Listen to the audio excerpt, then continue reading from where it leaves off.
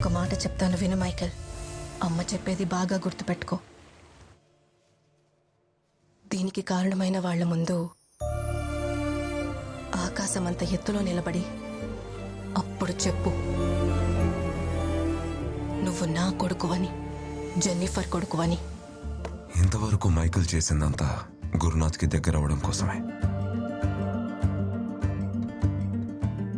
అంటే ఆ రోజు గురునాథ్ చారులతో తగలబెట్టింది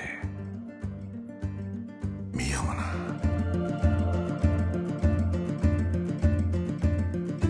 వాడికి వేరే ఆశలంటూ ఏమీ లేవు. వాళ్ళ అమ్మ పడిన కష్టాలకు పగ తీర్చుకోవడం తప్ప. మధ్యలో నువ్వు రావడంతో వాడి జీవితంలో మొదటిసారి బతకాలని ఆశపడుతున్నాడు.